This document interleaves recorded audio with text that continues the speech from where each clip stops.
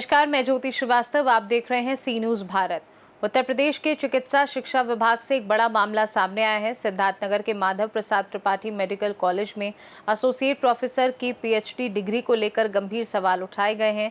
Community medicine विभागाध्यक्ष doctor Naushad Alam ने doctor Hashmatullah की डिग्री पर सवाल उठाते हुए शासन से उच्च स्तरीय जांच की मांग की है। सिद्धार्थनगर के माधव प्रसाद त्रिपाठी मेडिकल कॉलेज में एक कथित डिग्री विवाद ने चिकित्सा शिक्षा विभाग में हलचल बढ़ा दी है। आरोप है कि यहां तैनात एसोसिएट प्रोफेसर डॉक्टर हसमतुल्ला ने जिस पीएचडी डिग्री के आधार पर स्थायी नियुक्ति हासिल की, उसकी वैधता पर सवाल खड़े हो रहे हैं।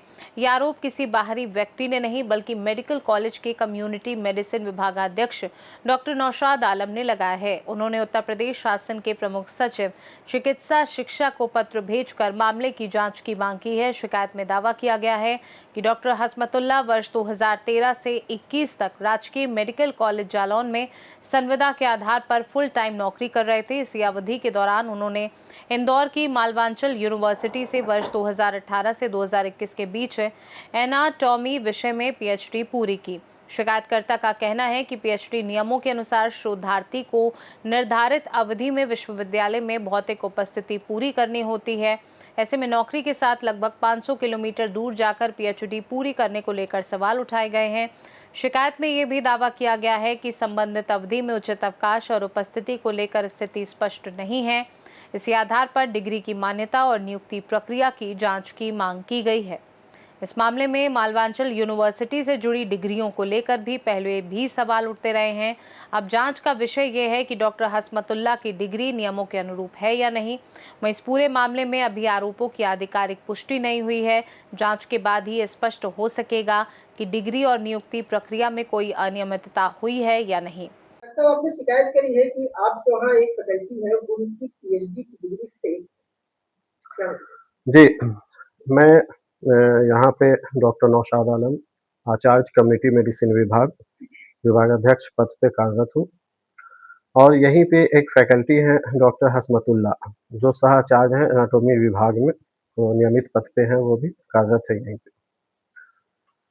उनकी जो एक्सपीरियंस सर्टिफिकेट है और जो यूजीसी की गाइडलाइन है और जो आरटीआई से रिप्लाई आई है, जब वो गवर्नमेंट मेडिकल कॉलेज जालौन में कार्यरत थे, वहाँ से जो आरटीआई रिप्लाई आई है, और यूजीसी ने भी आरटीआई रिप्लाई में कुछ नियम बताए हैं। फिर जहाँ से इन्होंने पीएचडी किया है, मालवांचल यूनिवर्सिटी इंदौर मध्य प्रदेश से, वहाँ की ऑर्डिनेंस है, जो वहाँ का कानून है, इन सारे दस्तावेज के आधार पे उनकी डिग्री जो है फर्जी तरीके से ली गई प्रतीत होती है। उसमें जो इनका कार्यकाल है डॉक्टर हसमतुल्ला का, वो Jalaun government medical college Jalaun में ये कार्यरत रहे हैं।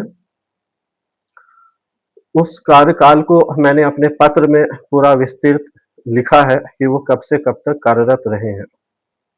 उस कार्यकाल में इन्होंने जो जालौन से आरटीआई में जवाब प्राप्त हुई है, उसमें 2017 से लेकर के 2021 तक में टोटल 12 दिन के लिए इन्होंने सीएल की आवेदन की थी, जिसमें इनके पीएचडी का जो ड्यूरेशन है 2018 से 2021, उसमें केवल एक ही दिन इन्होंने सीएल लिया है, सीएल के लिए आवेदन दिया था प्रधानाचार्य कार्यालय में।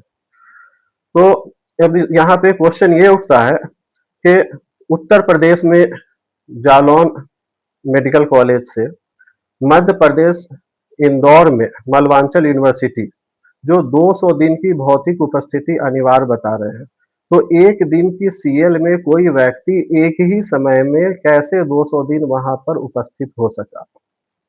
ये खुद एक क्वेश्चन उठा रहा है उनकी पीएचडी उपाधि पे। तो हमारे द्वारा पूर्व में भी शिकायत की गई थी।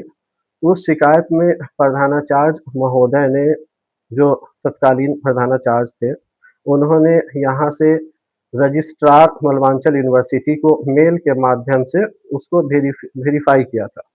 वहाँ से रजिस्ट्रार द्वारा वेरीफाई किया गया कि पीएचडी डिग्री जो है सही है।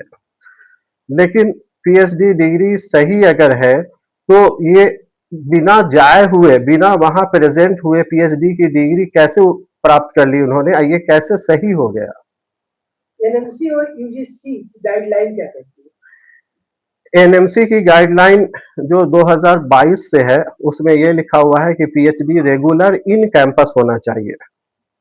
यानी जहाँ पे आप पीएचडी में अध्ययनरत हैं, आप वहाँ पे भौतिक रूप से उपस्थित हो, इसको बोलते हैं रेगुलर इन कैंपस।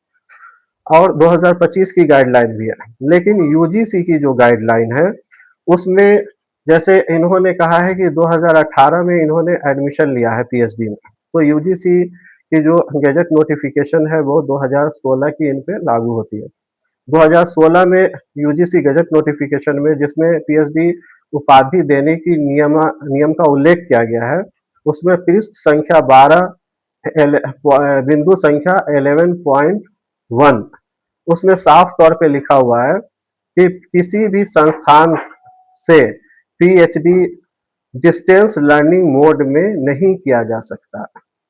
11.2 में लिखा हुआ है पार्ट टाइम पीएचडी का प्रावधान है, लेकिन पार्ट टाइम पीएचडी का प्रावधान है, जब उन्होंने 11.1 में इसको प्रतिबंधित कर दिया कि ये ऑनलाइन डिस्टेंस लर्निंग मोड से नहीं किया जा सकता, तो पार्ट टाइम पीएचडी कहाँ से किया जा सकता है? जो व्यक्ति जिस संस्थान में जॉब कर रहा है, वहीं से अपने जॉब ड्यूरेशन के बाद वो पार्ट टाइम पीएचडी कर सकता है। ये नहीं कि वो एक स्टेट में काम कर रहा है और वो किसी अन्य स्टेट से उसकी पीएचडी चल रही है। इसकी जवाब यूजीसी ने अपने आरटीआई रिप्लाई में दिया है कि PhD online distance learning mode में प्रतिबंधित है। तो फिजिकली एक आदमी 2 स्टेट में एक ही समय उपस्थित नहीं हो सकता है।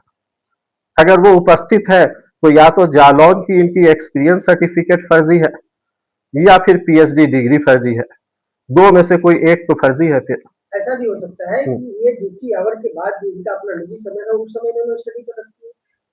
नहीं, तो ड्यूटी आवर के बाद स्टडी करना इसी को बोलते हैं पार्ट टाइम पीएचडी। तो ड्यूटी आवर के बाद स्टडी, तो ये तो जालौन मेडिकल कॉलेज में रजिस्टर्ड नहीं थे पीएचडी करने के लिए, ये तो रजिस्टर्ड थे मध्य प्रदेश इंदौर में वल्लभांचल यूनिवर्सिटी में। तो जॉब ये उत्तर प्रदेश में कर रहे थे। तो ये 4 बजे के बाद जब इनकी जो ड्यूटी आवर खत्म होती थी, तो 4 बजे के बाद 500 किलोमीटर क्या ये डेली जाते थे? यानी डिस्टेंस दोनों के बीच में जो इन्होंने दिखाया मेजर डिस्टेंस है, इसलिए वो संभव नहीं है। और दूसरा मैं आपको बता दूं कि ऑनलाइन डिस्टेंस लर्निंग मोड में जो जिस विषय में यूनिवर्सिटी ग्रांट कमीशन ने अलाउ किया है कि डिस्टेंस मोड में या ऑनलाइन मोड में जिस सब्जेक्ट में जो कोर्स अध्ययन किया जा सकता है, उस कोर्स में भी टेरिटोरियल ज्यूरिसडिक्शन से बाहर किसी भी दशा में नहीं की जा सकती है। टेरिटोरियल ज्यूरिसडिक्शन है कि उस संस्थान का टेरिटोरियल ज्यूरिसडिक्शन डिफाइंड होगा और ये एक स्टेट की बाउंड्री से बाहर कभी भी नहीं हो सकता, जो उसकी भी दस्तावेज हमने उसमें लगाई है अपने शिकायती पत्र में। सिद्धार्थनगर से सीनू संवाददाता पंकज पांडे की रिपोर्ट। फिलहाल शिकायत के बाद मामला शासन तक पहुंच चुका है। अब सभी की नजर चिकित्सा शिक्षा विभाग की जांच और आगे की कार्यवाही पर टिकी है। जांच में सामने आने वाले तथ्यों के आधार पर ही इस पूरे विवाद की सच्चाई स्पष्ट होगी।